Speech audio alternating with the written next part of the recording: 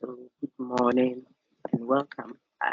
This is our very last session together for main campus. Also, I think for City Campus. City Campus did our last lecture yesterday after we had our makeup last Monday. We are going to discuss the interim assessment, which is what is outstanding. But I want to pause and find out if anyone has a question with the cultural identity text after they read it and they need clarification on it. I'll give some few minutes for that and then we can move on. So any questions on that one? Meanwhile, let me prompt the assignment for the cultural identity has been opened, and I would want everyone to take it, take that assignment, do it, okay, for your own sakes.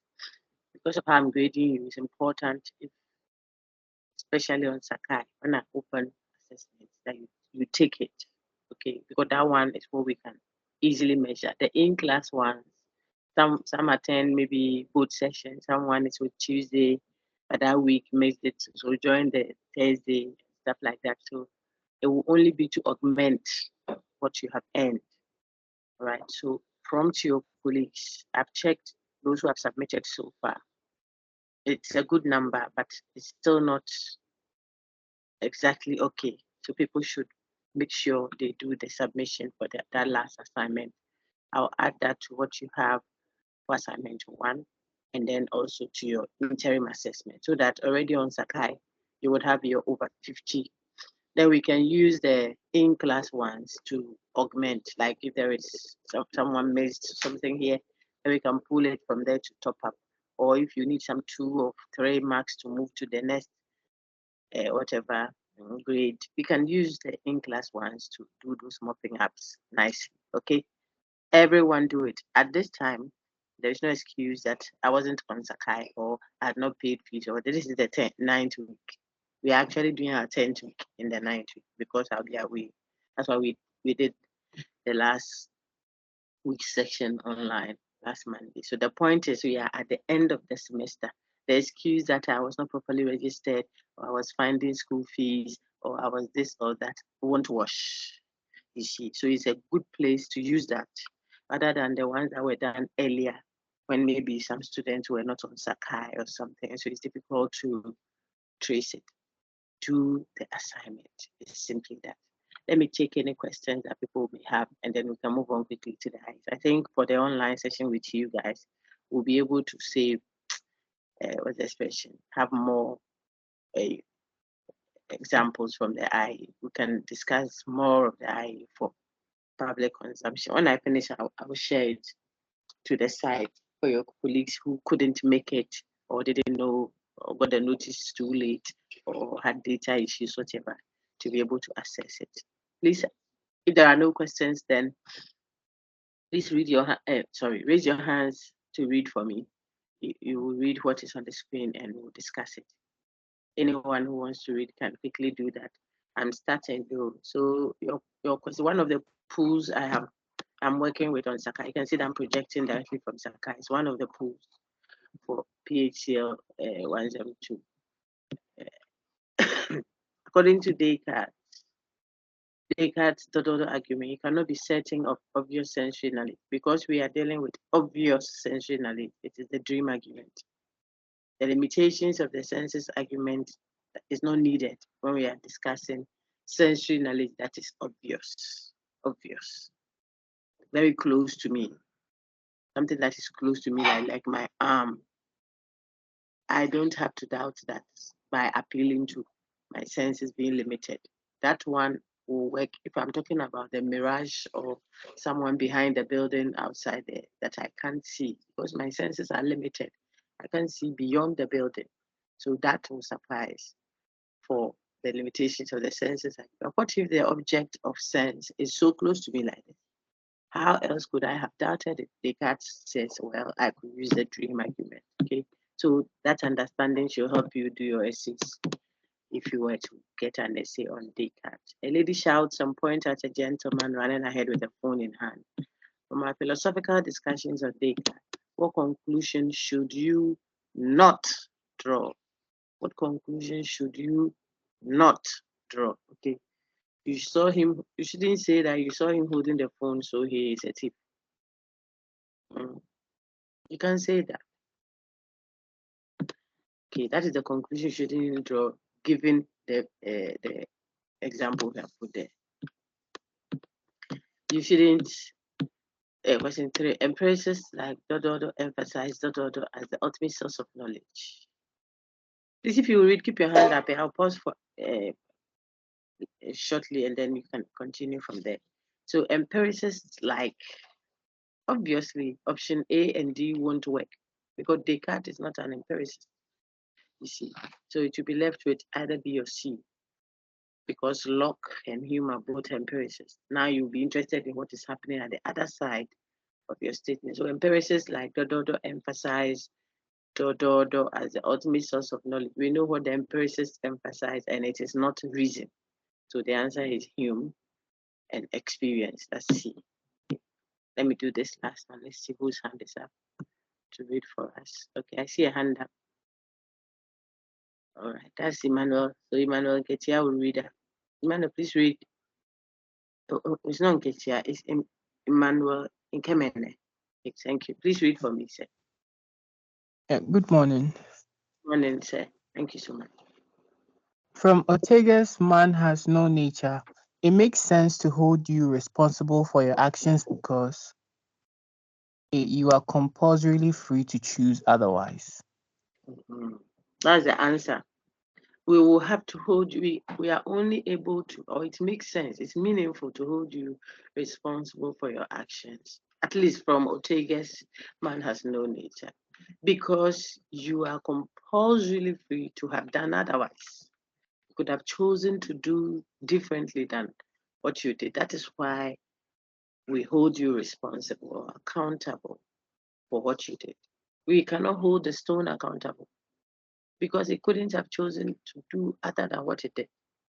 Okay, so just remember that to help you write your essays around Ortega, just in case that one can see. You are compelled to have a fixed nature. That is not true of Ortega.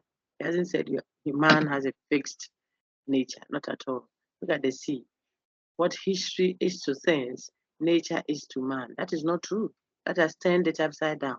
It is what nature is to things. History is to man. So it is things that have a nature. Man has a history, past, see, but you don't have a fixed future. Very good. So please read this too. Okay. A lady shouts and points at a gentleman running ahead with a phone in hand. From our philosophical discussions on Descartes, what justified conclusion should you draw? Very good. So this one says, what conclusion should you draw? The earlier one that we saw in 3, what was it? This said, what conclusion should you not draw? You see that? So this is testing your ability to be particular about details. When you are reading, how you are able to particularly take note of stuff is important. So you don't sell us out without knowing. So you don't disappoint your client as a lawyer.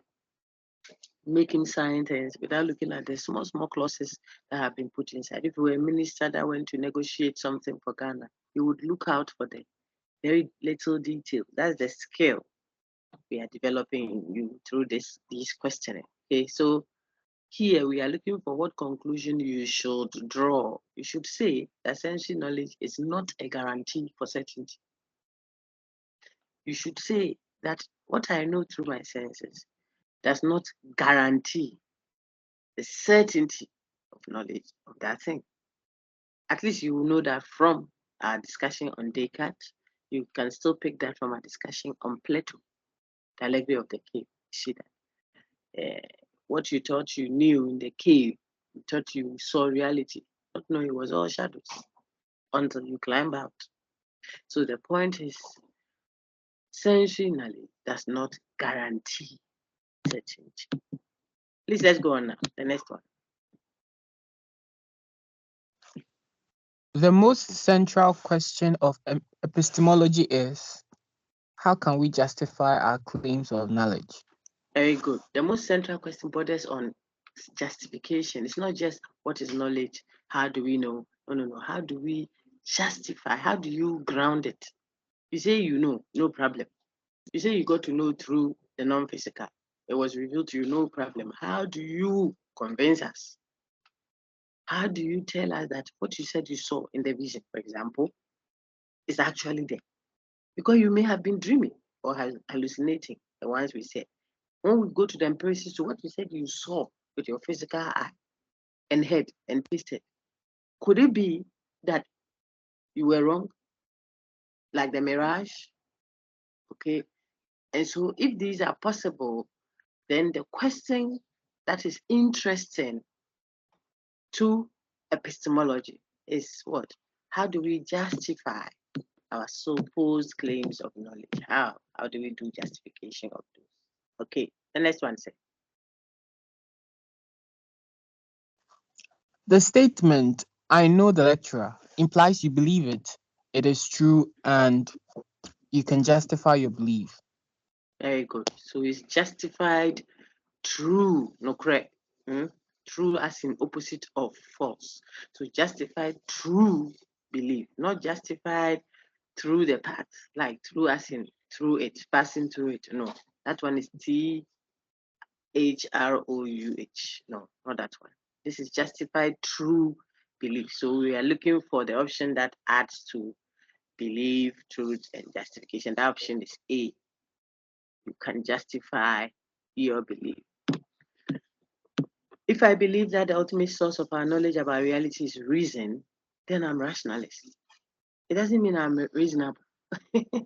No, even empiricists are also reasonable. The ultimate source, when we talk of the ultimate source, we are talking philosophy. The branch of philosophy called epistemology is what we are appealing to. It's a technical thing. So those who believe that the ultimate source of knowledge is reason are called rationalists. Their opposite will be the empiricists who believe that ultimate knowledge is sourced from experience. Remember that even as we engage the IA questions, I'm using it to help you revise and remember the substantive content, which you will use to write your essays in the final exam. Like I've said over and over again, you write 2 essays out of 5. Cultural identity and cultural preservationist, and the last topic will feature prominently. You may not see it directly in. It will have its own question, but almost every question will have that intonation because we want you to contextualize the responses you are giving so they will be meaningful to us. So you want to make sure you are writing philosophically, and you see that I paused to give you some very relevant information. A philosopher writes argumentatively. A philosopher doesn't write narration. You don't just narrate, tell stories. No. A philosopher will present their view, give reasons why they say what they say, and counter that view by pulling what another person would have said to that view, like someone who didn't agree what the person would have said, and immediately respond to that counter. That's what we mean when we say argumentative. So you could say, well, let's say I asked you, how would you give a defense of deontology over consequentialism?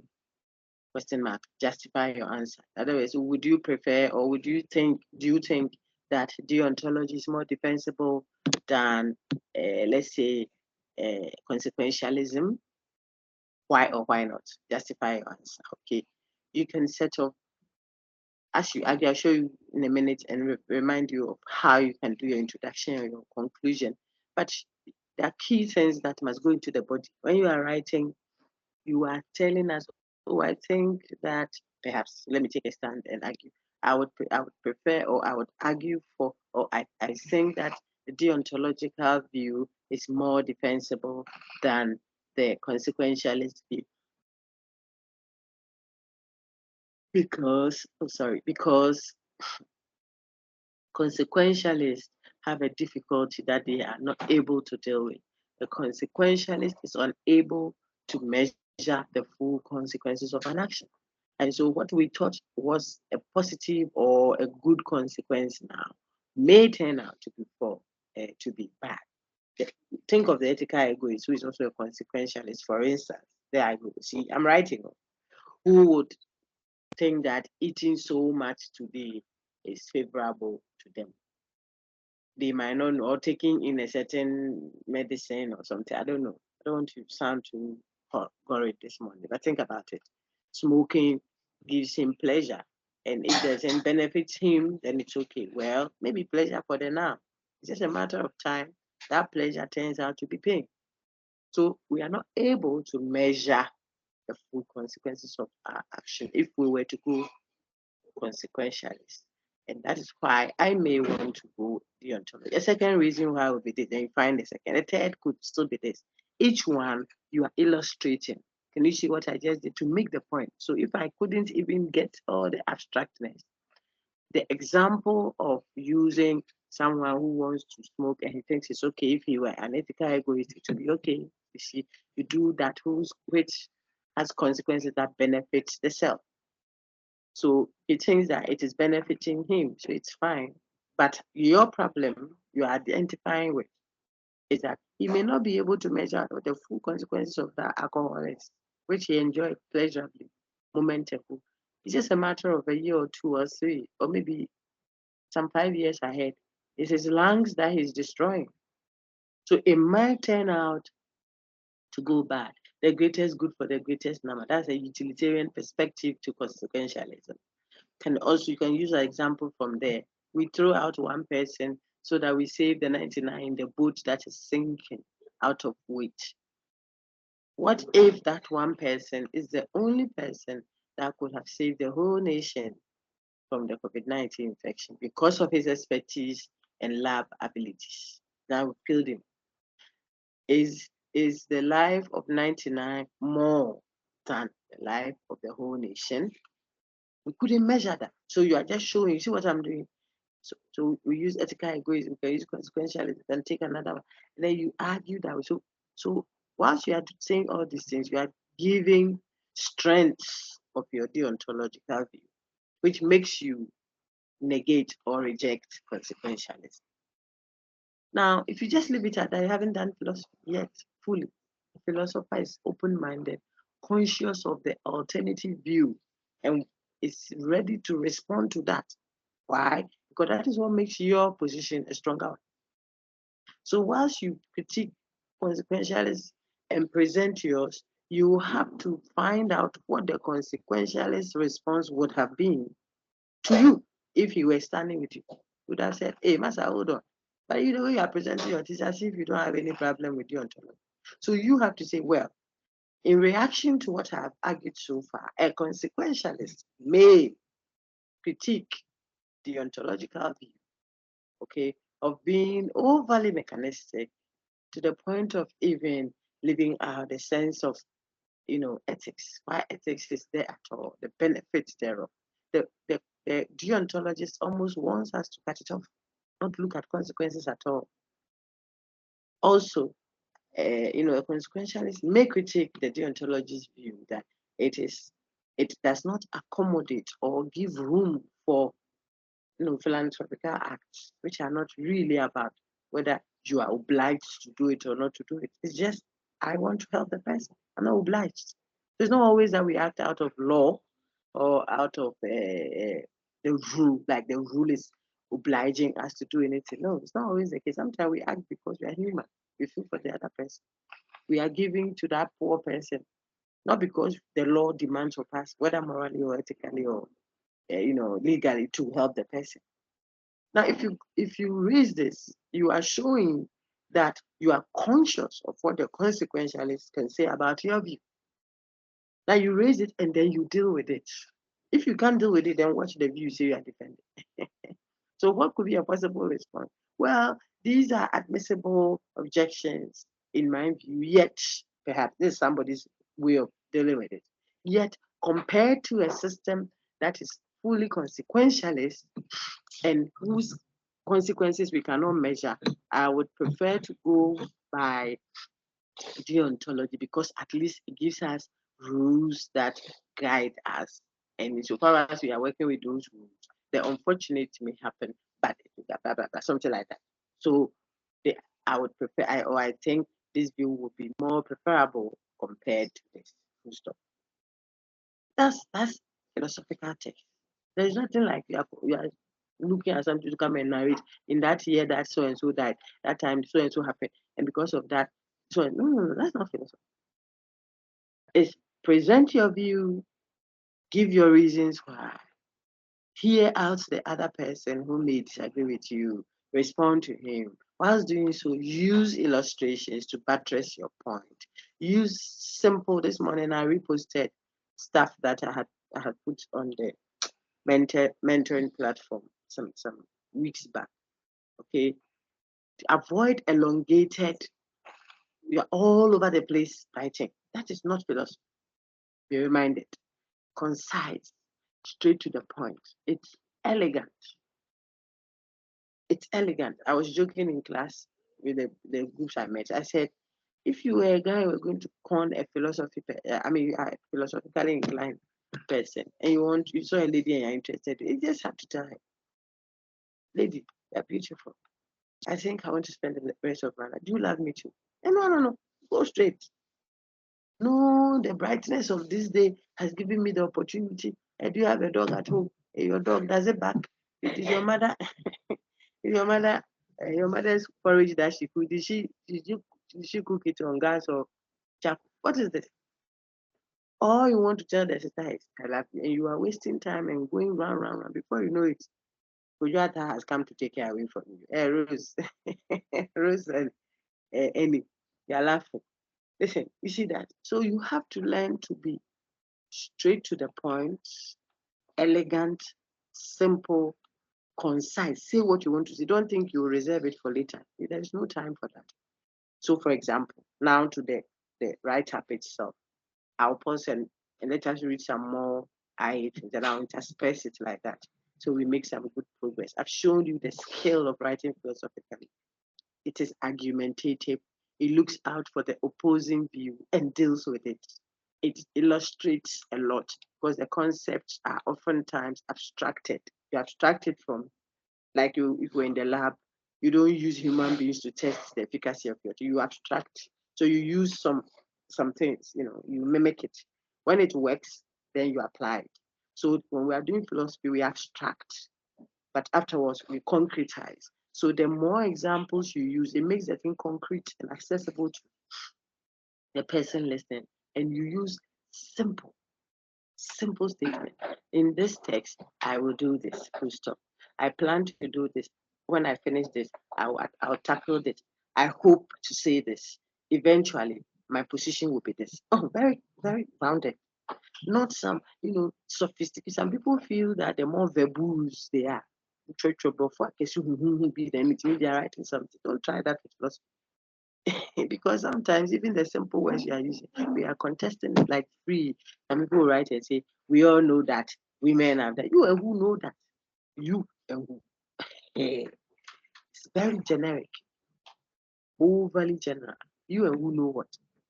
Okay, so we are going to work that way. An empirical source of knowledge on my screen now, please, and we'll let your friend, brother continue for us. If someone else will help us read, because we have a big pool. The pools are big. They are about it. I want to pick a good number of it and cover most of them for you, so that as you hear these ones, use it to remember what we have discussed in the content proper.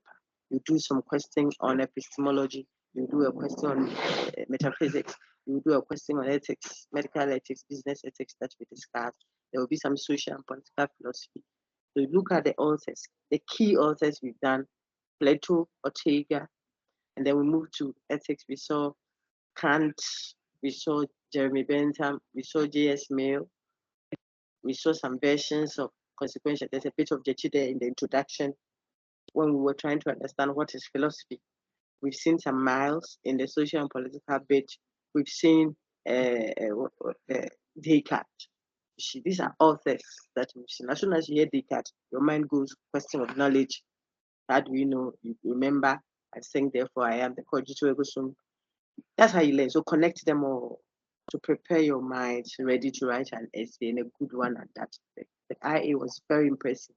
If I show you your marks, you see that You see, it was very good generally, very, very good.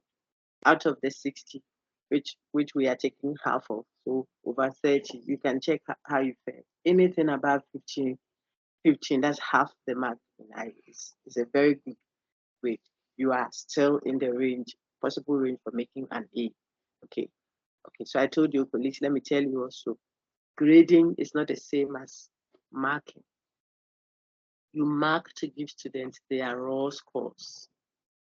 When we finish the total mark, someone will get 44, someone will get 22, someone will get 0. But the university says 0, 22, 3, 21, 13, 41, 43. Look at that, from 0 to 43, excuse me, 44. They are all the same when you start grading. So grading is different. Grading means you move, you shift people to belong together into categories. That's why the university has a scale for doing that. So 0, someone got 0 over 100. Another person got 44 over 100. The university says the value is the same. It's a bit scary, you see. I'm just using that to show you grading. Meanwhile, someone who got 20 wrongs, which is 80 over 100. Another person got nothing wrong. The university says they stand the same. They are all A students. That's what grading is. So after assessment, the examiner marks to give you, the student, your raw score. See what you got in total out of 100. Grading is the lecturer's task, the examiner's task. So the examiner will consider a lot of things and group people. That is why sometimes, especially if you are level 100, so you haven't sat in my class, maybe for critical thinking, but someone could get 62%, which is their raw score. And when they go after moderation and examining and grading, you go online, 62 should normally be a C. You could go and see a B plus. That's about 3 steps jump. From 62 to 64 is a C, isn't it? And then 65 to 69 is C plus. Then 70 to 74 is B. And then 75 to something is B plus. So this is about 3 steps jump. The person may get 62%. I say may 62% raw score. And yet by the time grading is done, grading, grouping based on the class performance, the assessment models used, the examiner's discretion, that's why I say examining is the examiner's task. Yours is to gather the raw score. To do they say go and do assignment, what they go and do it. Go and do it, of course, based on the contract we have together. So let's work that way and do have your peace of mind. I've seen your IA is generally extremely wonderful. I'm afraid of the A's. I told the Tuesday group, I told you to come post this. I'm afraid there will be too many A's. But I pray grace to carry the A's, because I will not change anybody's A in the name of balancing anything. So good job so far. Now the last lap is the final exam. You have to put in your best foot, and that is what I'm helping you do now. Okay, Emmanuel, please read for me an empirical source of knowledge. We'll continue with writing the thing itself, how to write philosophically from paragraph 1 all the way to the end. I just have to remind you. Go on, sir. Thank you. An empirical source of knowledge is also all the given options correctly complete the given statement. Thank you. Let me make a comment on that. You see that someone will read, and I wish I could go to that page like I did on main campus or city, I think. An empirical source of knowledge is also known as what? It's also what? The A is correct. The B is also correct. Look, and the C is also correct. That's the thing people don't take note of. And I told your friends that such questions aim at developing your skill of endurance, of patience, of what? Open-mindedness, hearing others. As soon as you saw the A, no, then you choose it. But I think there are options. So if you are not careful, you will not hear the other person. If you were a judge, you will leave the other person's view. You are not listening. Because when you heard this one, how you present, you say, this guy couldn't be wrong. Everything, I said everything. What about the other person? You may have listened to the other person. It might turn out that the two are not disagreeing. Like this one. So an empirical source of knowledge is also called sensory-based knowledge. It's also called observation-based knowledge. It's also called experience. So the sensory, observation, and experience all reference what? Empirical. That's why the answer is all the given option. Some people will be there say, I don't know why, I don't know which question I got wrong. Because this could be one of them. If you overlook, now you know. Okay. So add that skill to the skills you have already. Question 10 says. The ultimate source and true justification of our knowledge claims defines the contention between rationalists and empiricists. Very good. As soon as you hear source of knowledge, we are in the epistemological mode, epistemology. When I talk reality, which we started with, then you know you are in the metaphysical frame. And we'll do some metaphysical exchange in level 200 if we are still together. Listen, we will see idealism versus materialism. It is not the same as rationalism versus empiricism, even though there can be overlaps there. So this question is addressing rationalists and empiricists. If you went to choose aesthetics and ethicists, obviously it shows you that you don't know what they are doing, because that is value theory. Those are branches of philosophy, not the question of the ultimate source and true justification of knowledge, not at all. And then if you went to choose metaphysics or metaphysicians and epistemologists, you are doing branches again. Aesthetics and ethics is a sub-branch, okay, of value theory, which is called axiology. See how to revise. So just in case you missed it, this question alone should help you remember. Emmanuel will do this, and I'll call the next person. I see 4 hands up now. Put all the hands up. You won't get tired if you want to read. Emmanuel, do this last one for me. According to Descartes, what can be known for certain? His own existence anytime he thinks of it. Very good. Anytime he thinks of it is crucial. It is the cogito ergo sum. I think, therefore I am.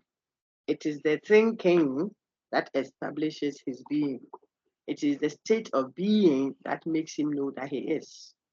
So doubting, affirming, denying, we said all that in class. If that is going on, then he's able to tell that he exists. Why? Because he has to exist to doubt that he's existing. That is why if he is doubting his own existence, then that already shows that he exists. That's Descartes' cogito ergo sum. Thank you so much, sir. So we'll take Venice. Just be on standby in case I'm having a challenge. I'll come back to you. For your background is fine. Thank you so much. I'll take Venice, and then afterwards we can do Rosina as well and others. Yes. Please go ahead, Dennis. Venice. Question 12.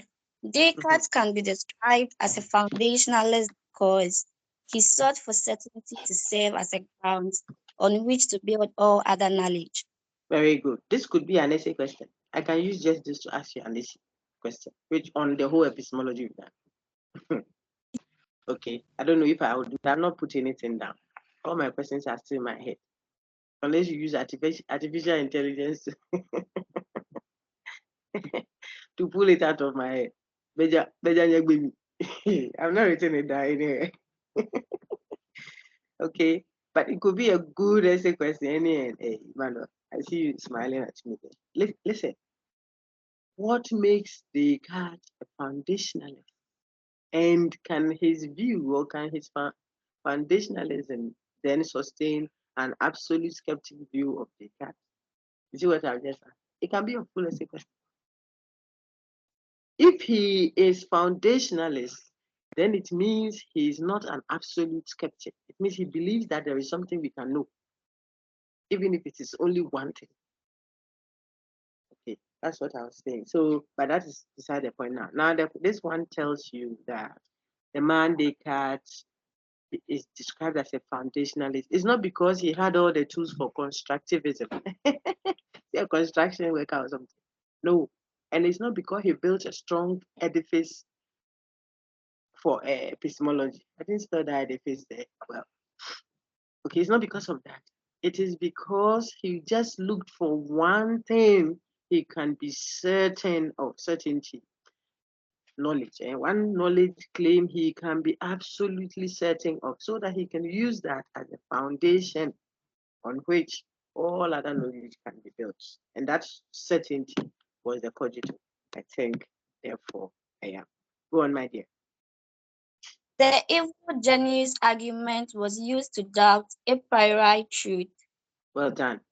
A priori truth to be truth that is known independently of experience. We know that without seeing, without hearing, without touching, tasting, or smelling. We just know it by the meanings of terms. For example, if I said a bachelor has beaten his own wife, Atema, you and I know that I don't have to see to tell that that is already false. But the meanings of the term, a bachelor cannot beat his own wife. So I will be in my office as the chief investigator and tell you, thank you for that information, whistleblower. But this one day, we won't follow it up. Don't say, look, you people, when we give you valuable information, you will not go and follow up what? I say the guy is a bachelor and he has beaten his own wife. Listen, it can't happen on earth, not in heaven, not in hell. You see, it cannot be true.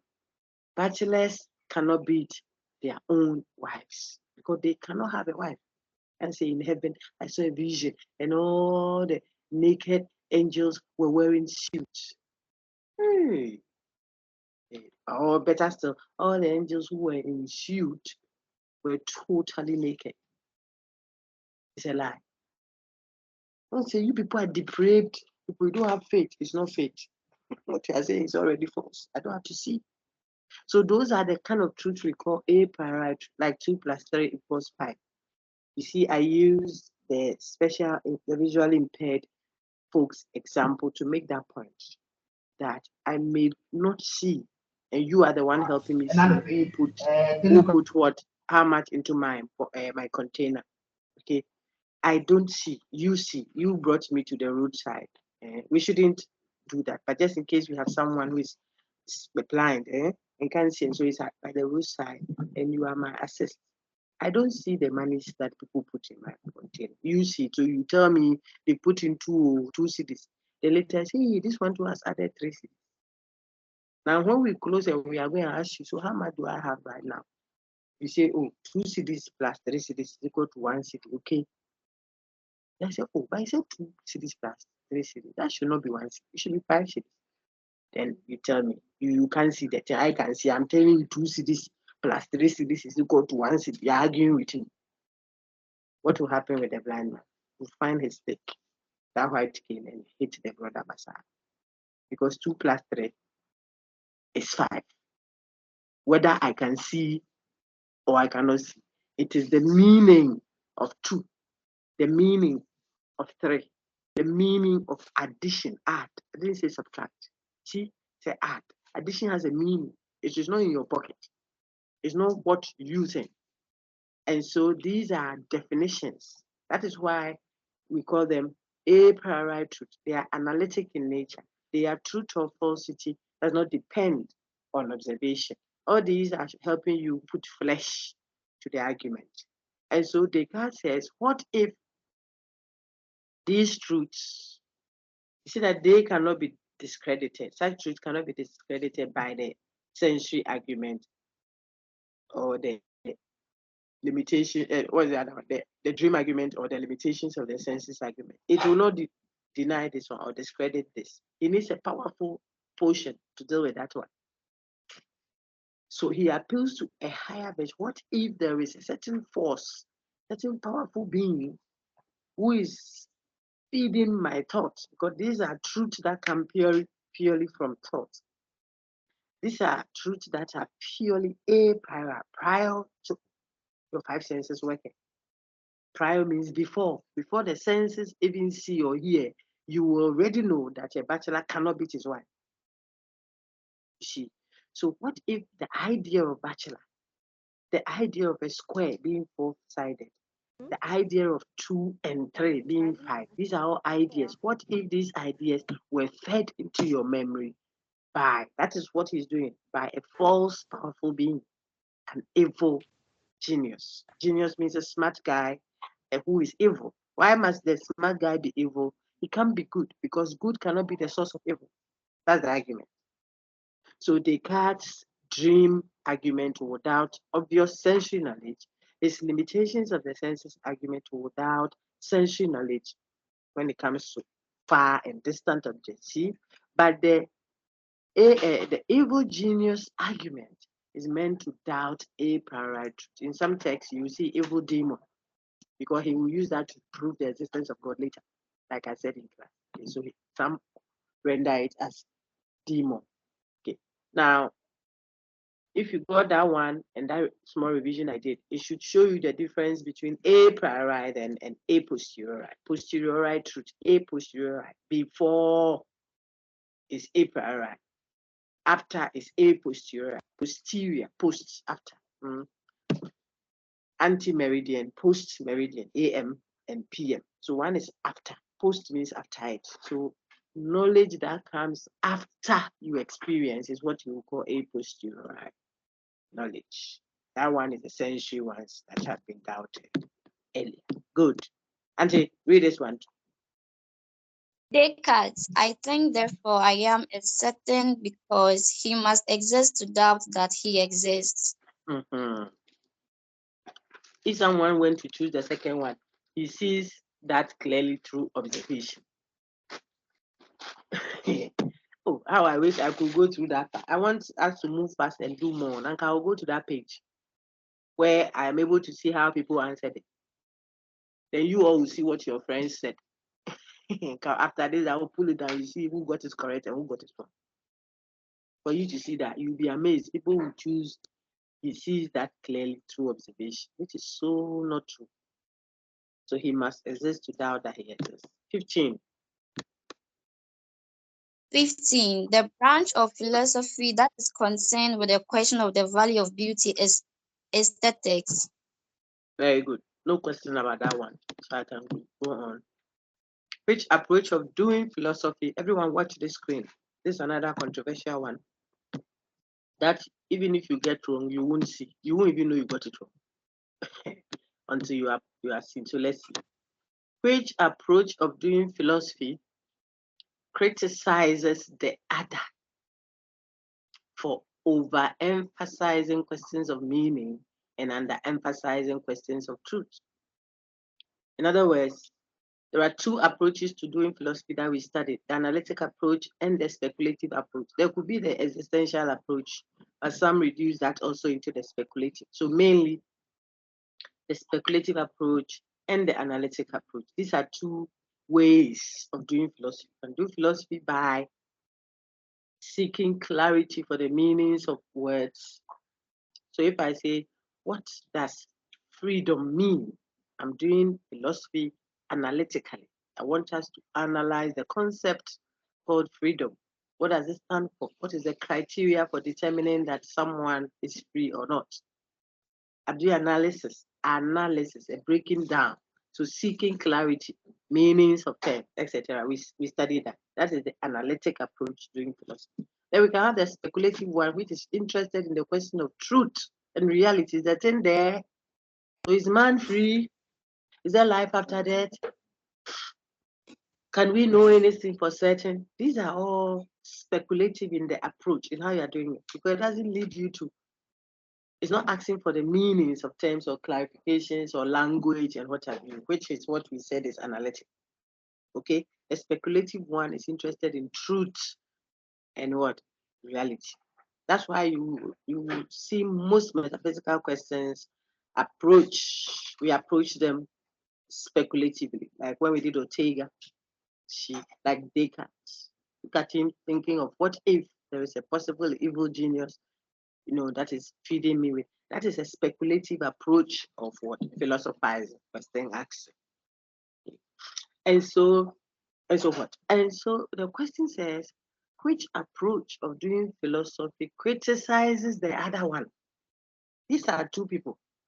Who is criticizing the other for overemphasizing questions of meaning and underemphasizing questions of truth? What you should ask yourself is, which of the approaches overemphasize meaning? That would be the analytic approach. You see, they overemphasize meaning. They're always asking, what is the meaning of the word freedom? What does it mean to kill? He's interested in the meaning of killing, but someone has been killed. We want to know who killed him. They won't focus on getting the truth about the killing. They're interested in what is the meaning of killing. Does killing mean cutting the neck, or killing means breaking the jaw, or does killing mean hurting the person psychologically, or killing means this? So the person is on and on and on thinking about what it means to kill, when we are perhaps interested in whether someone has actually been killed and who did the killing. Okay, so the speculative folks criticize those who are overly stressing and emphasizing meanings. Okay, you know why it took so much time? Because there's another question like this. It didn't say who criticizes the other. It said who is criticized. And I hope we made that early enough so that I can make the contrast clear. That one says, which approach of doing philosophy is criticized by the other for overemphasizing questions of meaning and underemphasizing questions of truth? You see that the answer will quickly change because what we are asking for has changed. That one would have been what? Analytic approach. Why? Because it's the analytic approach that is criticized for overemphasizing questions of meaning and underemphasizing questions of truth. A good revision for you over there. My dear, can read this one too. After 3 more, then ask someone else to continue. Okay. Philosophy trains its students to achieve the following: accept, realize, and defensive mindset. What we do not train our students to do is to train them to be one way. Prejudice. Look at the word. Before you judge it, you already have your position. You are prejudiced. Oh, this people, they are like this. Oh, that person. You don't interrogate anything. No. We don't also train you to be defensive, unnecessarily defensive. No, that's not academia, let alone philosophy. You have to be someone that is intellectually mature enough to give in when you realize that this is a better line of reasoning than what you thought. Okay, so we don't want you to be prejudiced and defensive, but we train you to have an understanding of human society. Look at A. You may need it to answer a question. B, to listen. An understanding of human society. And I'm happy this is recorded so it can be shared as well. We train you to have a well-reasoned and mature faith. You may be a person of faith, but your faith must be based on what you have been able to reason around it. Of course, not all answers in faith can be answered by human reasoning. It has to be a reasoning beyond the human. You will learn all that even in philosophy later. When you go to church, you know that you can't use your human understanding to grab everything around the being of God. The day you do that, God ceases to be God. Because you have a small little brain of a creation. You are a creation, you and I. God is the creator. So it's difficult to use your creation's mind and mindset and frame of reflection to grab the creator wholesale, to think that you can know him in totality like that. No. This sounds like church, but when we do rationalism, you would see that it's not only church. Philosophers, what they are sought, admit that there are things that are beyond space and time. Someone like Immanuel Kant will see him on his transcendental idealism, and so on and so forth. So what? So using human reason to try to conceptualize fully what God is and what religion is may not be successful. That's why there's the need to leap with faith. You use faith to jump where reason cannot do it. But we help you, however, have a well-reasoned and mature faith. That faith must be rational. So if the sister is in Iceland and you say she shouldn't wear men's clothing, and you define men's clothing to mean anything trouser, what should she wear? Skirt in the eyes? What will happen to her? You see, so that cannot be a reasoned faith. If things are okay, it's fine to say, oh, this weather is fine. What have you found? Where's this particular thing? No problem. But don't make it a foundational faith. It can be a doctrinal thing that can be let go here and there. Say, cover your head before you pray. Hey, I'm driving. I'm going to fall into a ditch. You say I should look for my scarf in my bag before I say Madibaha Shatarabaha. No. Otherwise, the reception to heaven will be blocked. It's a joke. It can't be correct. So cover your hair before you pray. Maybe fine when we want to concentrate and we have gathered, and maybe some sisters come with their red, gold, green hair, and some brothers too come with their beard all trimmed, and it can be a bit distractive and can make you hollow and fleshy. So it helps when we say, okay, yeah, I got you 3 months, but let's cover our hair before we come. No problem. But it cannot be a foundational truth. A philosopher will ask you questions. That is why we say we train, whether in politics, whether in religion, family, society, the standards that we presume and the foundations on which we build our beliefs and faiths, the assumptions we hold and take for granted, based on which we do other things, is what philosophy questions and helps us improve and review and have an understanding of. That is what I'm trying to say. Okay? So if I take you to court for taking something of mine, it is because we already assume that man is free. So you freely choose to do it. That is why we are going to hold you accountable. If you were not able to choose, how would we ever say that you are accountable for that? So the whole judicial system already presupposes the concept of what? Free will. That you freely chose to rape that lady, so we will hold you accountable for raping. What if man is not free? What if everything that is happening to us on earth is already preordained? I said, what if? What if the gentleman had an antecedent? So when you hear us discussing free will determinism, when you hear us discussing rationalism, empiricism, and so on and so forth, you're doing philosophy, engaging the foundation of the assumptions, the beliefs that we hold. And that is true also of faith. Did you see that? So a well-reasoned and a mature faith is what we help our students get. But what you believe in can inspire everything around you. Life after death can make, because you know there is someone who will recompense, will be betriaka. Someone will pay back that uncle that took all the properties of your father when he passed. Because of that, it can bring peace to the society. It can manage how people pay back. You see, so faith drives a lot of things. And that is why it's one of our core things. Faith in the political party, faith in your religion, faith in that child that should do well, all around it. We interrogate all of that philosophically. Okay, I define philosophy as a conceptual response to practical existential problems. Who am I? That's obviously Jechi, without any contention. Sorry. I define philosophy as a conceptual response. Oh, I've read that. Okay.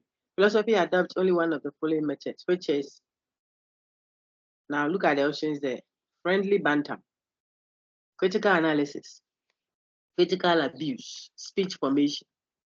The answer is critical analysis. If you look at the options, it should tell you it adopts one of the following. Okay, if we got that, then we are good to move on to the other one. Okay, here we are. 21. My lady, read this one, then I'll call the next person. Thank you.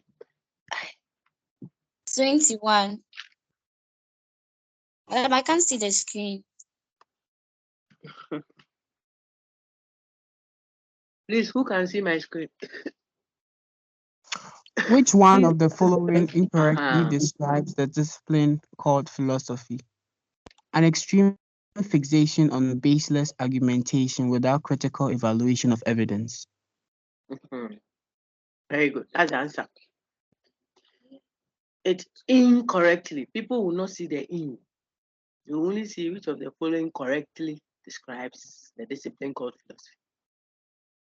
and either waste a lot of time going through all and say, but doc, all the answers are correct before later they see, or some will never see it because the first option they will see there looks fine, so they will pick that and continue only because they didn't see the correctly. Listen attentively. That is what we are trying to groom ourselves and improve ourselves with. Read with detail. I've already emphasized that. So the the discipline called philosophy doesn't train its student to have an extreme fixation on baseless argumentation without critical evaluation of evidence. Someone who doesn't want to evaluate the evidence given critically, but will just go around arguing without any base. That's not philosophy. We don't train people to do that. We train people to engage, the evidence and critically evaluate what is there. Okay. Thank you, Manuel. I think I'll take Rosina now. Thank you, my lady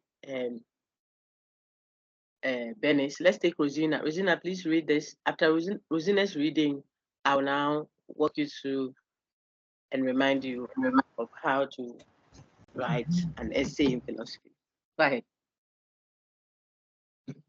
Identify the philosophical question among the following. Mhm. All the given questions are philosophical. Yes, they are all philosophical. Look at them. The B. What is the real cause of COVID-19 infection? The reality. It means what really caused COVID-19 infection. I'm not looking for what they say caused it. So I'm doing metaphysics.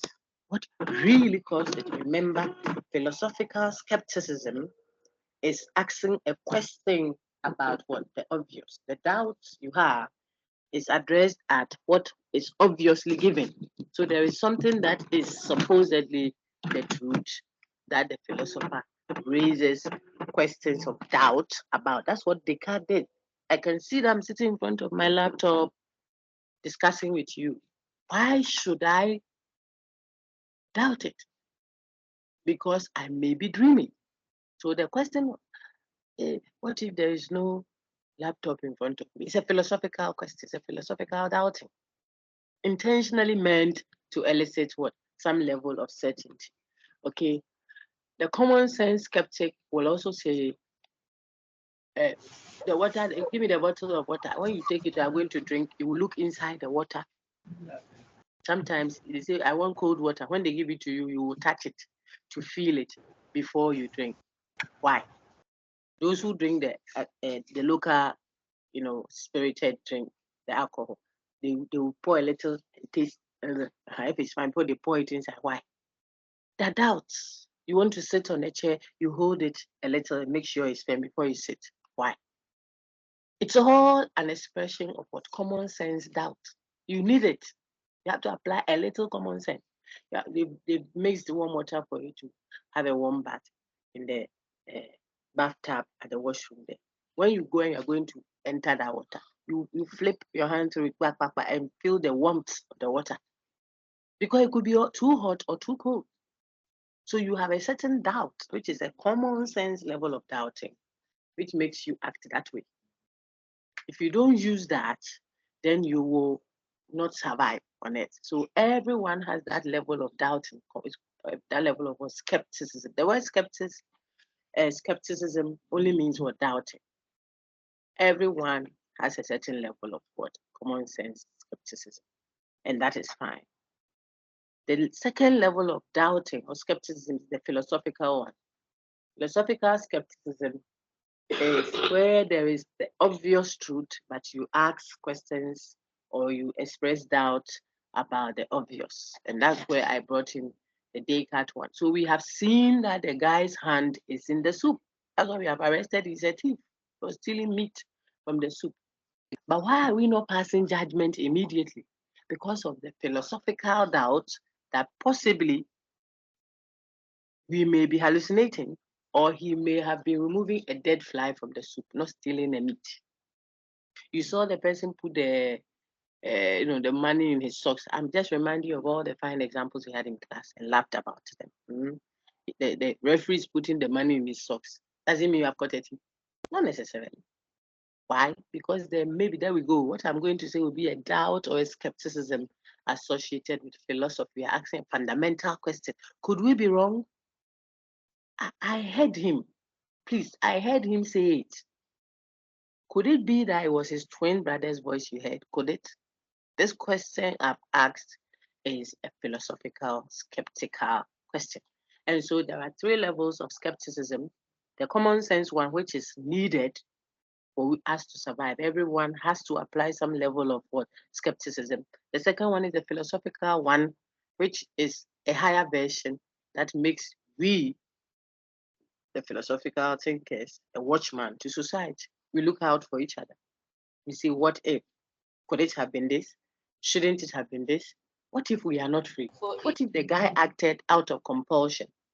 What if, and so on and so forth. So that level is asking deeper questions about what would normally be taken for granted in the bid to do what? To help us be better.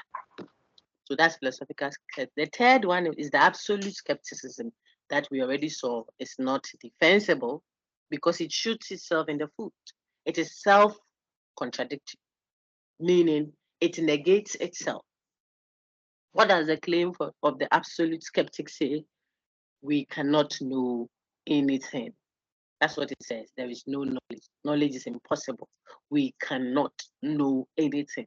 That rendition of doubt, if you doubted that way, if you were skeptical that way, it will not survive, because as soon as you said we cannot know anything, you actually gave us an instance of knowledge. You just said that we know, but that we cannot know anything.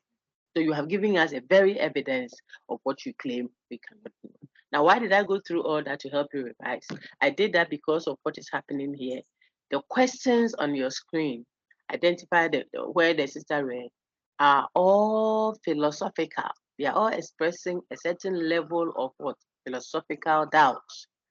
So when I ask a question, it's because I don't know something. I'm doubtful of something, so I want to know. What is the real cause of COVID-19? It's a metaphysical question, it's a philosophical one. C, is government under an obligation to protect its citizens from COVID-19? The word obligation, in other words, is government obliged?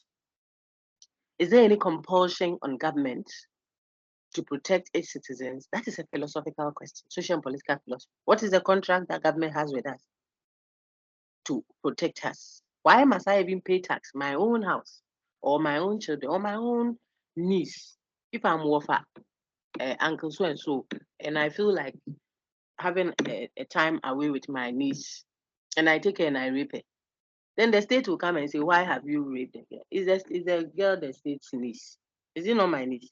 When we rear chicken, don't we eat some? So if I've read my niece and I chop one, why should the state come and, no, the state has an obligation. Where does this obligation come from? That's a philosophical question. Okay. Then should the state base, that's the third, the D. Look on your screen, oh, please. The D that I'm projecting. My lady who couldn't see earlier, can you see now? I hope you do, Bernice. Yes, Excellent. Is government under an obligation to protect its citizens? So that's what we just read. And the last one, should the state base its COVID-19 decisions on duty or consequence? Obviously, by now you will know. So should the state approach the question of COVID-19 from a deontological perspective or from a consequentialist perspective? You know that is philosophical. Okay. Now, let me take my dear Rosina. Rosina, read what you see now. We'll do 3 more, and I'm ready to conclude. Etymology.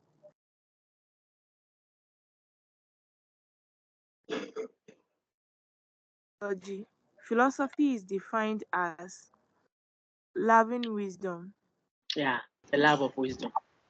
Wodo nyansa. Not knowledge. Nyansa. The application of knowledge is what wisdom is. Philosophy loves to apply knowledge. So it loves to pursue the application of knowledge. Yesterday, I told your city campus test when I went there. I said, when we are all entering the lecture hall, maybe we are a class of 600. The entrance are 2 or 3, and all the doors are closed. Then we'll be squeezing ourselves through one person at a time. Sometimes some brothers get to enjoy some sisters' body a little because of the rubbing. Meanwhile, wisdom tells us someone should just open the doors, the 2. And when we do that, about 4 or 5 people can enter at a time. In the shortest time, we'll be seated. It takes wisdom, not knowledge, because people know they have to go and learn. That's why they are going. They know. It's gathered there, stored. But use it. Use what you know. You see? If you are not using it, you have just become an intelligent boss who up there. I've gone to Legon and all that. But it doesn't help us.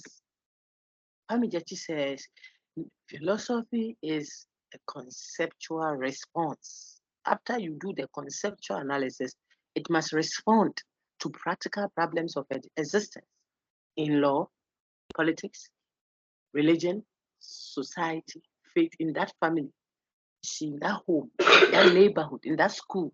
You should deal with problems.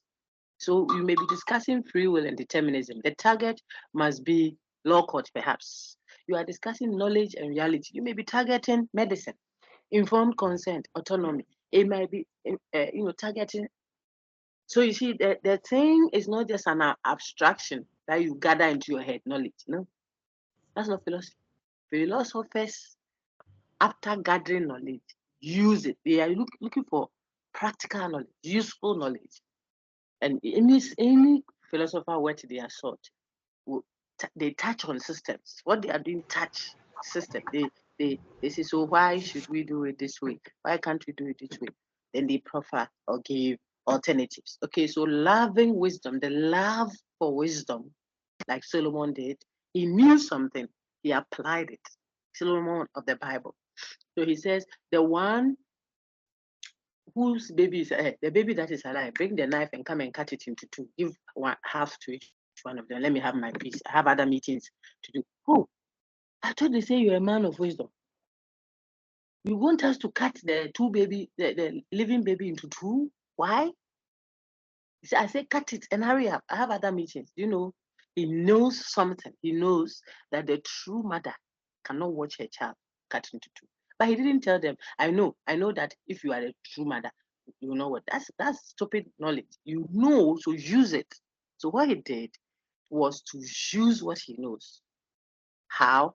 Cut it into 2. Let me see. And the real mother could not come to terms with it. Say, so it's okay, it's okay, it's okay, it's okay, it's okay. You give the baby to the other woman. It's okay. She's not my boy. Give it to the other woman. Why? Because she cannot see her child cut into 2. The other one said, no, cut it. Equal sharing. Now, Solomon's knowledge that is in his head, but he's applying, makes him wise. He says, stop, give the baby to this one. You have a problem. The other one whose baby was dead, because hers was dead, she didn't even care what happens to the other person's own equality. Meanwhile, I either own the baby, cannot watch it. I'd rather give that child away for the child to be alive than to have him half dead. And I say half dead, have him to myself dead. Solomon used wisdom. That one was wisdom. And nyansa, answer. Okay, so philosophy pursues or loves wisdom. If you're a true philosopher, you will ruffle some feathers. Yeah. Certain things that everyone takes to be normal. So now when you get this, oh, but this one can't you do? Then it's as if, hey, you too, why? No, if you do it with elegance and tact, you will change systems where they need to be changed because they are not auguring well for the people. So someone should open that door and tell the other, please open the other one too. I need to open. That's all. Within 2-3 minutes, we'll all go and sit quietly and hear our lecture. Afterwards, we leave. Our phones will be safe. The ladies' bodies will be safe. No rubbing. Okay, we got it. So we move on to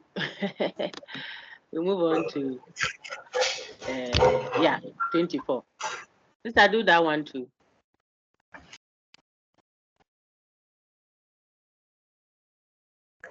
Which of the following is not developed by philosophy in its students?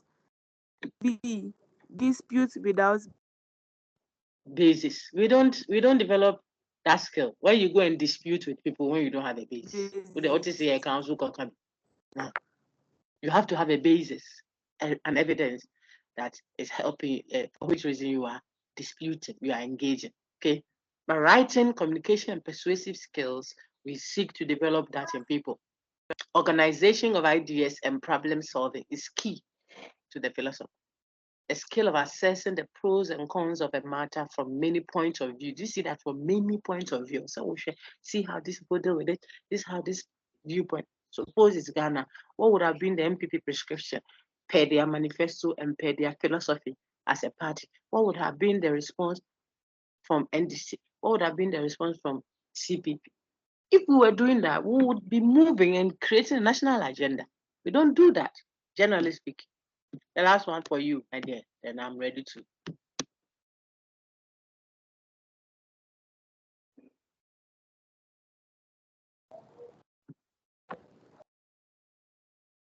Rosina, you're not reading, no?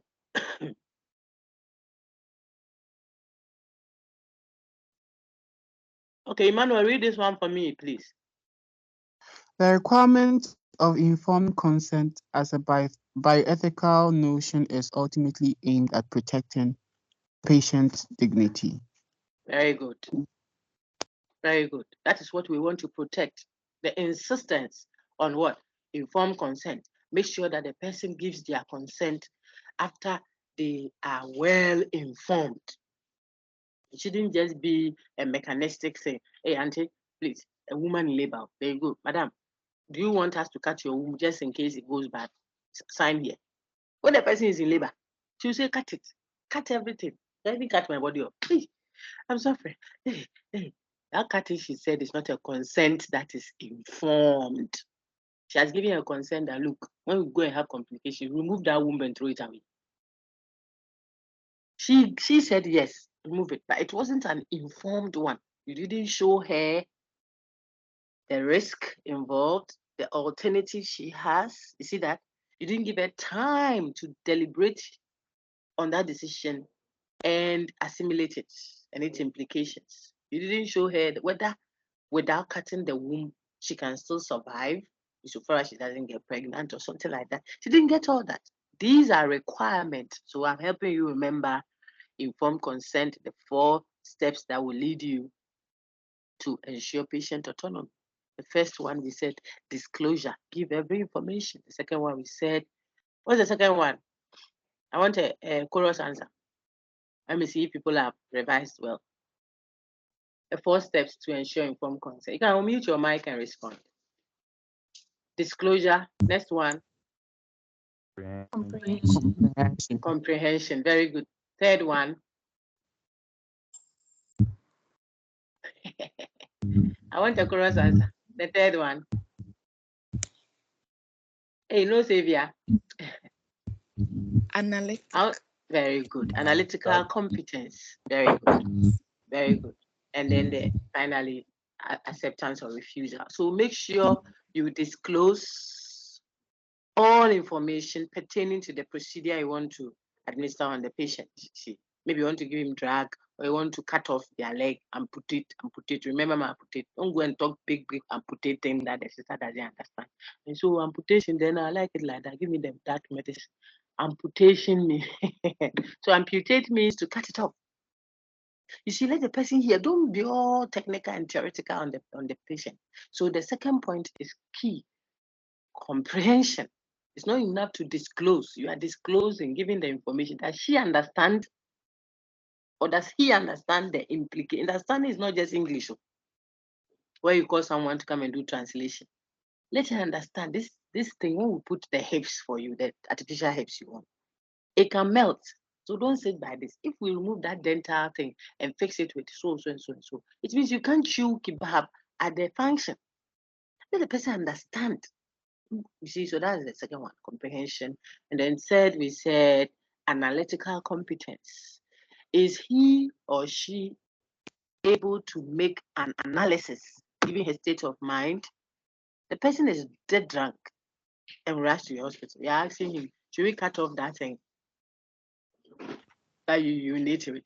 Say, brother, because you are bleeding too profusely and we have to stitch it up. So if we cut off that part and stitch, we'll be fine. The guy is just, oh, cut it. When he wakes up and he finds out that he doesn't have his no cocoa, then you will see what he will do to you as a hospital. And so analytical competence, Ruth, analytical competence wants you to make sure that the person is in the right frame of mind and is able to analyze what you have presented. Rosina, you are laughing. Now, not only drunk, but sometimes the person is suffering from broken heart. We did all this in class. I'm using the IA revision to point them up to you so you can connect now and see the sequence and build confidence that you are ready for your exam. That's all. That's all I'm doing. Okay. So think about it. The person got broken heart, and so she's having psychological effect. It has had a psychological effect on her. Then you are asking her at the hospital, will you take the chloroquine this or you prefer this one? What would you say? She will say, I'll take coffee. It's coffee no that I want. Because coffee is the one that has given her broken. Her mind is not stable to be able to give you anything relevant or useful, analytical competence, and what have you. All of that is aimed at ensuring that you treat the patient with what dignity. She's not a tree or a stone, she's a human being. Human beings have dignity. It is not to ensure physician's comprehension. Look at that. Physician is the doctor. It's not to ensure drug compatibility. No. When I'm trying to ensure that, I have sought your informed consent, it's not just about drug compatibility. No. And it's not the physician's dignity. The physician is the doctor. It's not his dignity we are trying to preserve. It's the patient. So that the headmaster kind of posture that some medical folks have does not, that patriarchal posture doesn't affect the patient who is at the receiving end negatively. Good. Now I want to use, whilst you are seeing beneficence and what have you on your screen, let me show you. So how do you write philosophically? You know already, but I want to remind you. You want to ensure that you start your introduction with a straight to the point, I said, argument. So back to my deontologist and then my deontologist and consequentialist example of a question that I asked. When you are asked such a question, how do you start answering? This essay will address the question of deontologist or deontology versus what? Consequentialism. And which of the two extremes is more defensible. I will argue in defense of consequentialism in paragraph 1. In paragraph 2, I will counter the deontologist view with a consequentialist view. In the third paragraph, I'll reconcile the two. Ultimately, I will argue that consequentialism is a better option than deontology, something like that, you see. So your introduction tells us what you are going to do. What you are going to do in the paper, line by line, paragraph by paragraph. No, not line by line, paragraph by paragraph. You don't give any background, not in philosophy. So this essay examines the contention between deontology and consequentialism. But the first part of my writing will look at the argument that favor deontologism.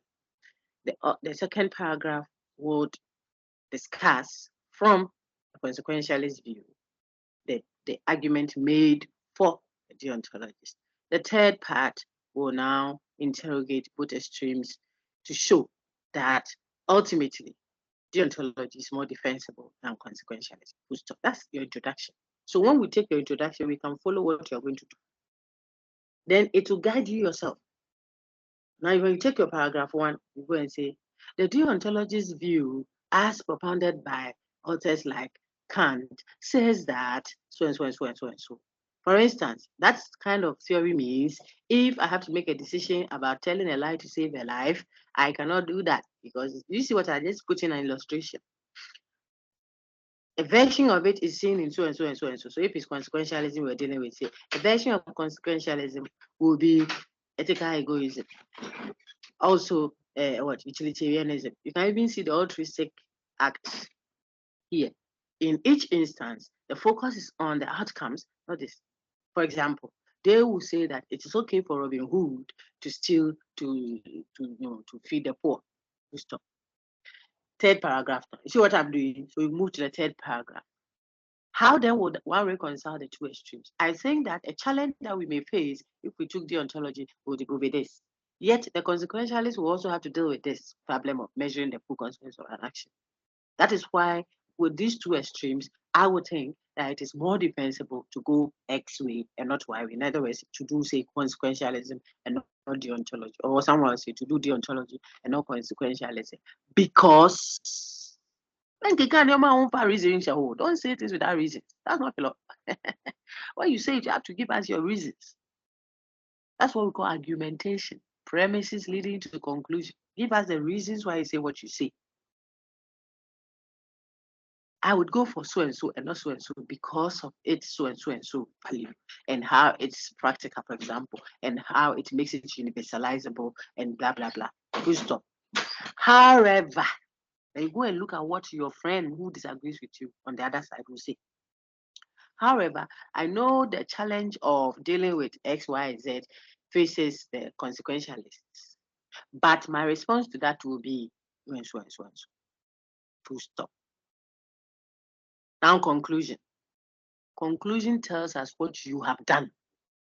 Introduction told us what you are going to do. You write that way in every discipline and see how you fare.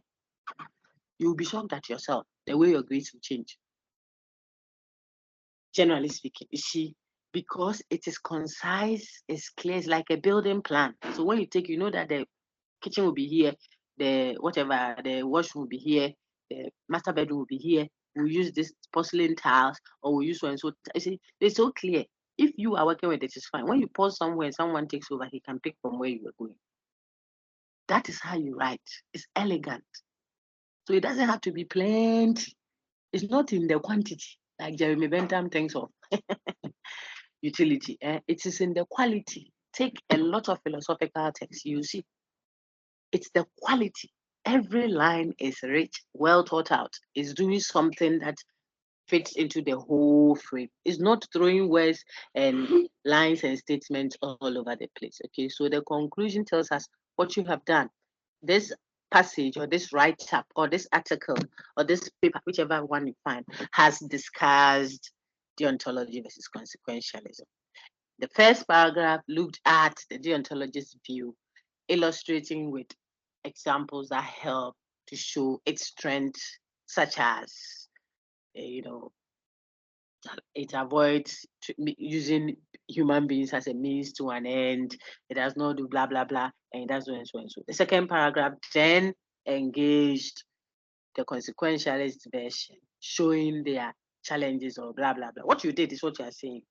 The third paragraph captured my response to the two extremes, which says so and so and so and so, which is in favor of this more than to this, even though I admit that this one has this challenge.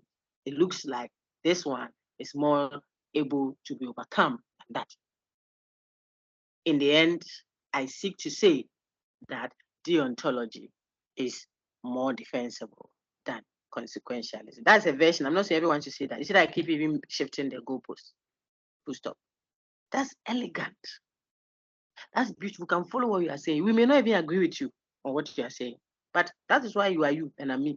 You are defending what you say, conscious of what others will say against it, and you have dealt with that. That's it. We are cool. Philosophical text. I think we can do some few more and then I'm done for the day.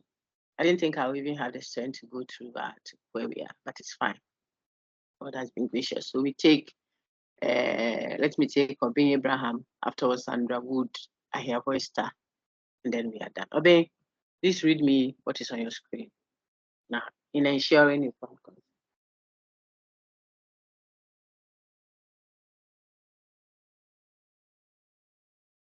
Is Obey there? If Obey has stepped out a little, then let's take Sandra Wood. Sandy, read what is on your screen for me, please. Okay, madam. In ensuring informed consent, the caregiver could risk undermining the ethical requirements of the beneficent, which means doing that which benefits the patient. We know that already. Okay, so non-maleficence means don't cause harm. Beneficence means do that which will benefit the patient. And then we know autonomy and all. And so if we are not careful, we might bridge one of the gaps. When you read these closely, you see that one is saying, see, look at the B, non-maleficence, which means not causing harm to who? They say to the caregiver. See how that is tricky. So some people will choose that. But that is not the target. Not causing harm to the patient. That is what is non-maleficence, not what is there. Look at the C, it says non-beneficence. It's not true. Do that which will benefit the patient. So that's beneficence. The non is on the maleficence, non-maleficence. Mal means malaria. So don't harm more. So non-maleficence. There is nothing like non-beneficence. Excuse me. So those two are out.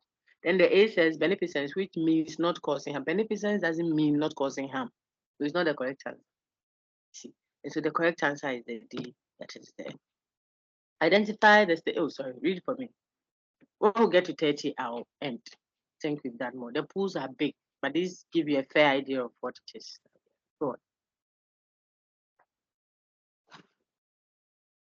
Idea, go on. Okay. Identify the statements among the given options attributed to Jose, Ortega, Gasset, and none of the given options. Okay, so the where there is Jose, if you watch the telenovelas, you see them say that. I think it's a version of Joseph or so. None of the given. So identify the statement among the given options attributed to Ortega. None of that. I think therefore I am is not Ortega. is who? I think therefore I am is who? Ochenanko. Descartes. Socrates. Well done. Hey.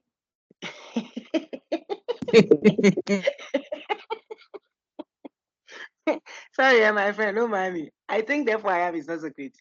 Hey, I should have put Socrates there.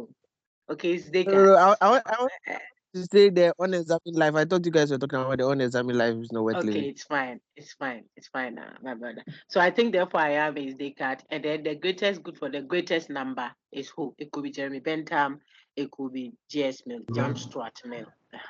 And then the unexamined life is Socrates. Some can attribute it to Jechi too, but I think Jechi just quotes Socrates. Very good. In his Allegory of the Cave, Plato admonishes the enlightened philosopher to what we know he enlightened him to say he should do is to return to the cave and help the others. But look at the options given here. To avoid enlightening it's not true. He didn't say avoid enlightening those who are disillusioned. No, he said rather go there. So if you are saved, your main task is how you save others, snatch them out. It's not your ability to sit in church and sing plenty treble and auto and jump all over the place. No, your ability to impact others with the light that you saw outside the cave. You don't stay up there.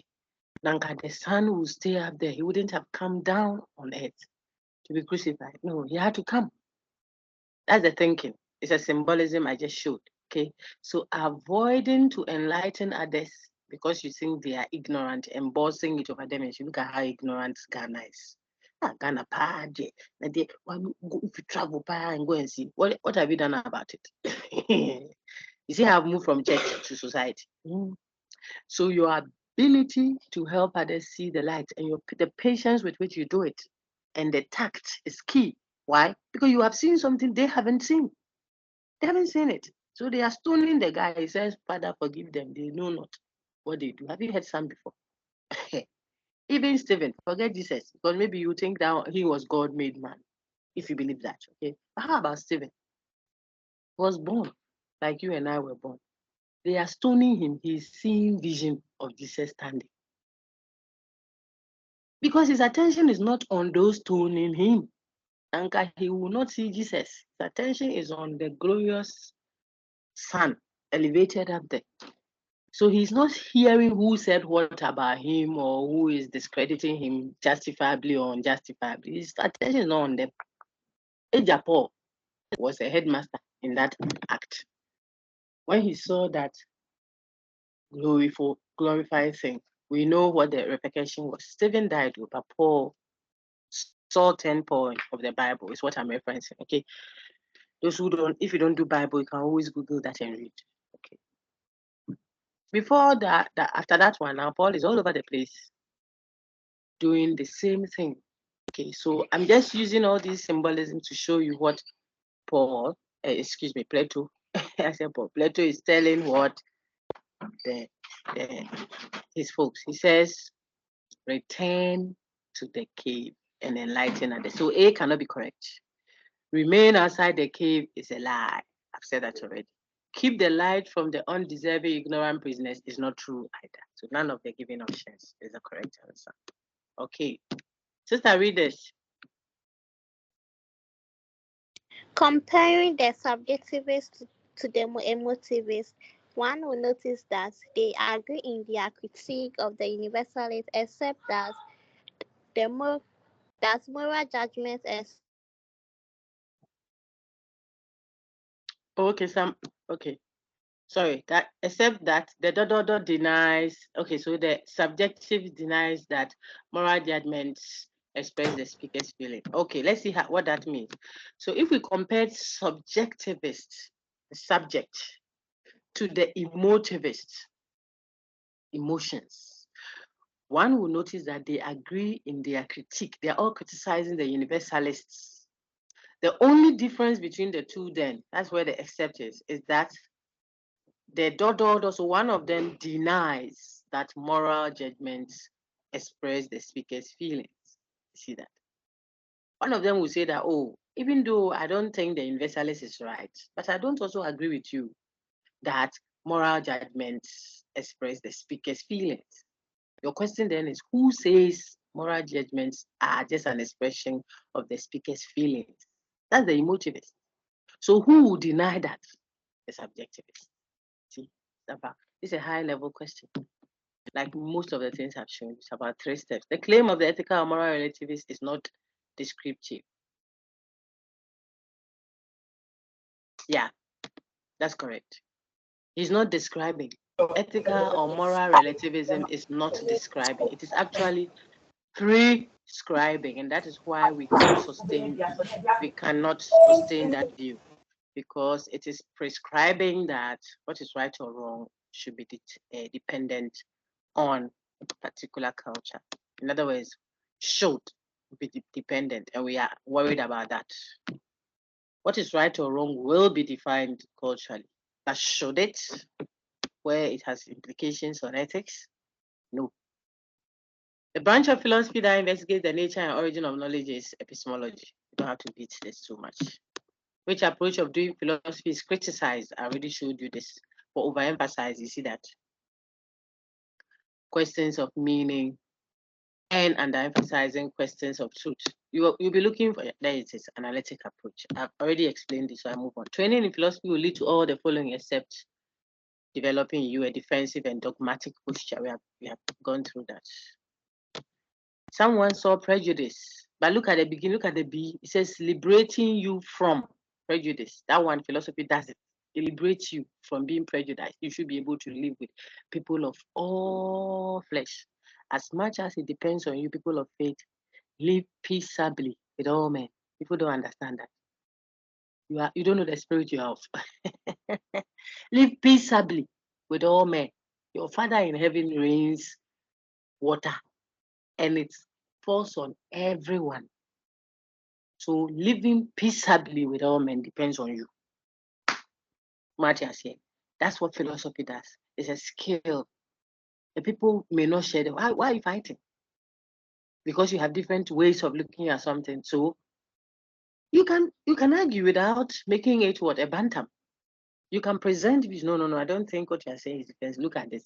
Look at where I'm standing. This one is it's still fine. It's healthy. It grows society. Must you fight? No. Okay. So we liberate you from prejudice, being prejudiced and provincialism. We make you understand human society. We've seen that. I've talked about matured faith. But we don't develop in you a defensive and dogmatic posture. It is not open to anything. If they say, ah, one look like. No, don't do that. That's not a good philosophical training. But do something more. Rest. Which one of the following correctly describes the discipline called philosophy? I think you can read those. We have said most of them already. Identify the philosophical question among the following. We have done that. But look at the change. You would think it's the same question. No, it's not the same question. See, here, only one is philosophical. The rest are all descriptive. Look at the one that is philosophical. Is the state under any obligation to protect its citizens from COVID-19? We've seen that. I see the other ones. What are the confirmed causes of COVID-19 infection? This is talking empirical study. So you say, oh, the confirmed causes are maybe the presence of so and so and so in your body.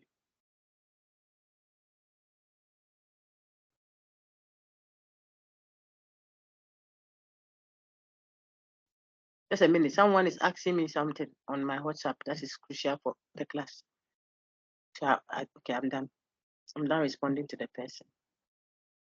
Identify the philosophical. So what are the confirmed causes of COVID-19 infection? That is not a philosophical question. Is COVID-19 a bacterial or viral infection? It's not a philosophical question. Has the COVID-19 patient been discharged? That's not a philosophical question. Is the state under any obligation to protect its citizens from COVID-19? That is a philosophical question. Okay. Which aspect of informed consent is a physician preoccupied with? If he asks for an interpreter to assist him to inform his patient before administering medication, you see why it's the comprehension one, the second step. After disclosure, you want comprehension. And then after comprehension, you want analytical competence. And after analytical competence, you want the decision made to either assent or dissent. Let's see the topics we did, if I've covered questions from all of them, because whenever I'm covering, then I elaborate a bit. We've done what is philosophy, why study philosophy. I think we've seen a lot of questions on that, good number of them. Topic 2, we saw Plato, we've seen some Plato. Ortega, I think we've seen some Ortega. Man doesn't have nature, man has history, we've seen some Ortega. The third one, consequentialism, deontology, ethics, morality, ethical relativism, cultural relativism. We've seen some moral moral relativism, subjectivism, emotivism, objectivism, absolutism. We've seen all that. Then the third topic, the third group of topic, epistemology. We've seen some Descartes, quite a good number of it. And then the fourth main one would have been the cultural identity. I said the fourth main one because under the broad categories, there we did the subtopics inside to give us 6 or 7 topics that we did. Okay, so I think that after 2 or 3 others, we can end. Cultural identity, you won't see most of the questions here on MCQ. So I told you I won't add them. So there were no, but I took all of them out of this. But our discussion last week in class, the week before, should help you be able to answer questions on that. Do the essays, please, if you have not done it already. The very final one, to do it, I'll add that to your assignment 1 and add it to the IA to get you over 50. Then I'll use the in-class assessments to augment it, to top it up for you. Take what I'm telling you and do that. In ensuring informed consent, the caregiver risks undermining ethical requirements of beneficence and non-maleficence. That's correct. Two more. Philosophers traditionally think of knowledge as justified true belief. You see the D? Look at the D. Justified true belief. People will choose that if they don't read. I kept saying it's true, no correct, not true as in through it. Let's deny. Unlike Plato, unlike the existentialist, believes that essence precedes existence. That's correct. That's correct. It is the existentialists that believe that existence precedes essence, like Ortega, like Heidegger, like Jean-Paul Sartre. The last one, then I'll preach. He does not think that we should speculate about an essence or nature prior to existence. Who is that? It's Ortega. Ortega. Excellent. Thank you, Sandra Wood. Thank you, Esther Hiavo. Thank you, Manuel Katia, and all the others who read for me. Do you have any questions that you want us to address? Okay. Then let me Yes, use the madam. opportunity. Oh, go ahead, sir. Go ahead. Unmute and ask.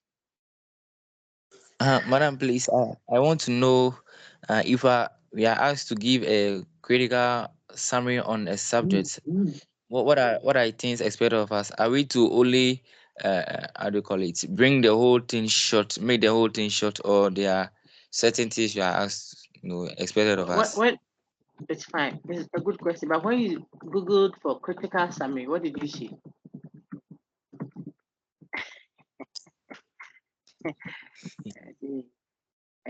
My dear friend, when you Googled Madam, to search for critical summary, what did you see? I know why you are not responding because you have not done that.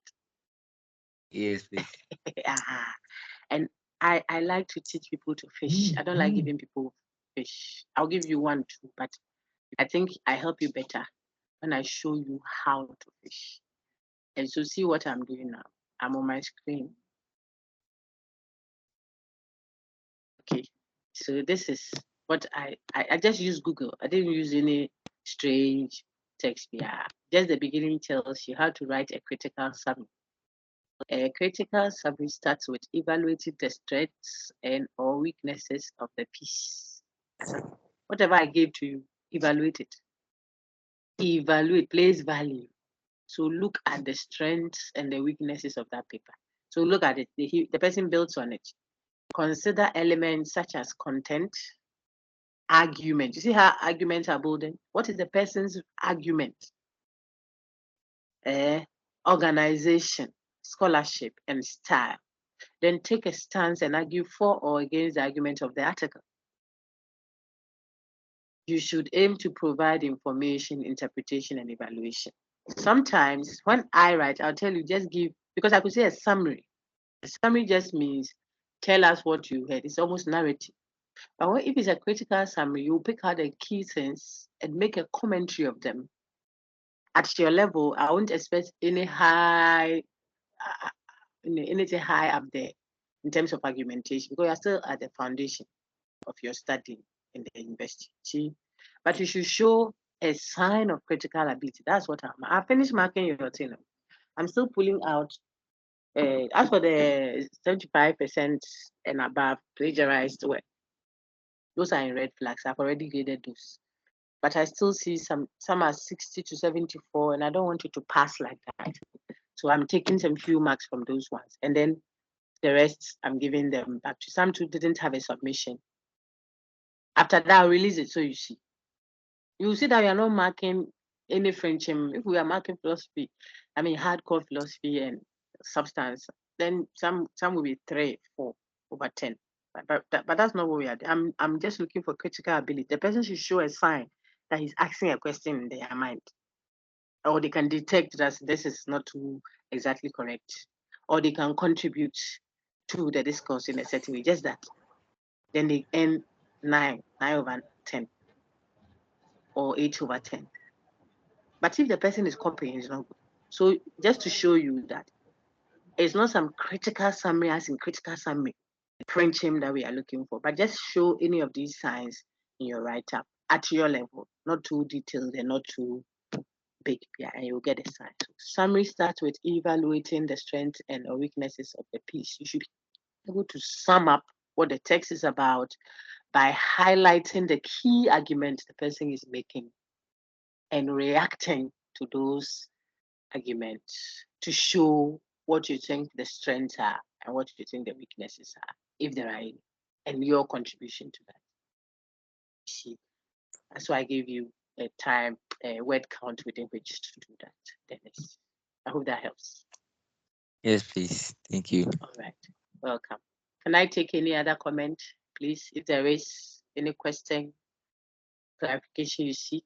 If not, then I want to thank the class very much. I think I enjoyed my sessions with you. It's a very, very good class, generally speaking. I told your teams, I've told you yourselves in a number of times, the IA showed your class participation has been top notch. Generally, I'm speaking generally because it's a big class, over 900 for main campus alone. But you would always have a full class, and that is a good sign. I hope that you are able to do same in your final exam in this course and do well. If you continue with us, we are glad to have you.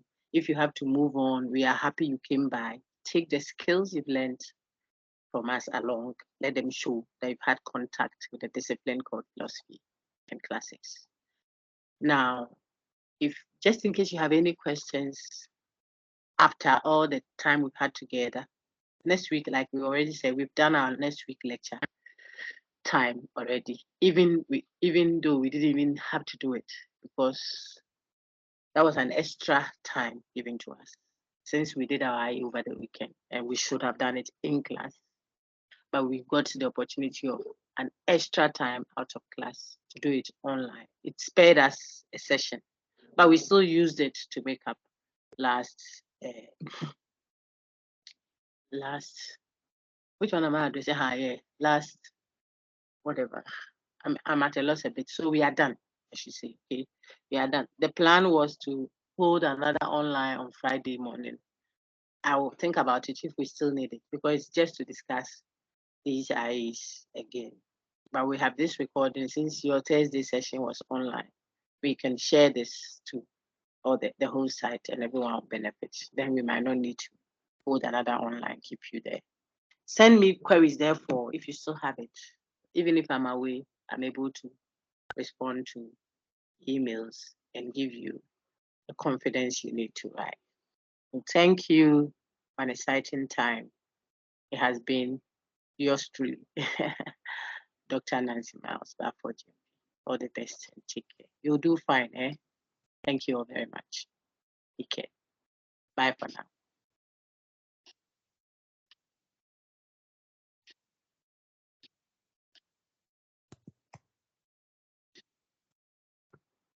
Thank you too. Bye bye bye bye.